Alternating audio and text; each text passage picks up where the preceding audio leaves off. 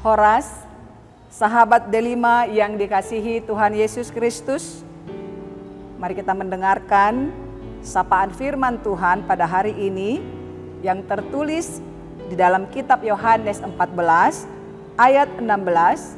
Demikian dikatakan, "Aku akan minta kepada Bapa dan Ia akan memberikan kepadamu seorang penolong yang lain, supaya Ia menyertai kamu selama-lamanya."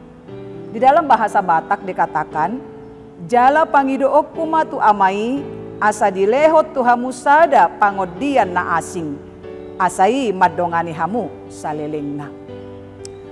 Penolong tentu lebih kuat dari yang ditolong.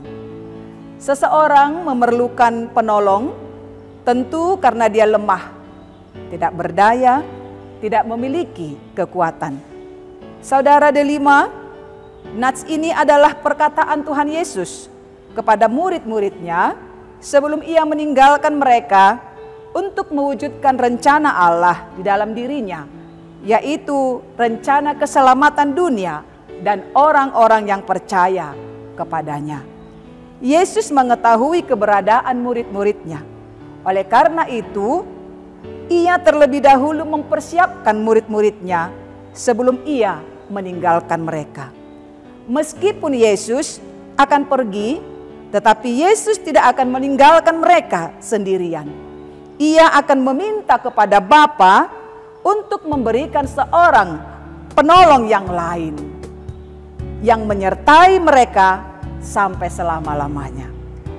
Sahabat Delima yang dikasihi Tuhan, Roh Kudus itulah yang menggantikan kehadiran Tuhan Yesus di tengah-tengah murid-muridnya. Roh Kudus itulah yang menolong, mengajar, membimbing, menghibur, dan memampukan murid-muridnya untuk melakukan dan menyaksikan kebenaran tentang Tuhan Yesus Kristus, Juru Selamat dunia. Saudara Delima yang dikasihi Tuhan, Roh Kudus itu juga yang hadir di dalam diri kita. Roh Kudus akan membimbing kita ke jalan kebenaran yang membawa kita kepada keselamatan jiwa dan hidup kita.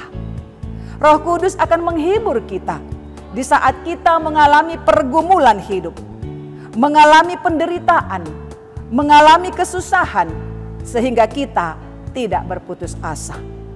Roh Kudus akan menolong di sepanjang perjalanan hidup kita, di tengah-tengah dunia yang penuh dengan kerusuhan, ketidakpastian ini, sehingga kita melihat kebenaran dan kepastian yang diajarkan oleh Yesus Kristus kepada kita melalui firman-Nya.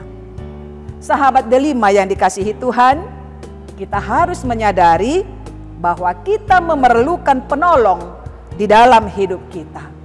Karena kita adalah manusia yang terbatas, yang penuh dengan kelemahan, kita memerlukan penolong untuk menyatakan kebenaran di dalam tindakan hidup kita.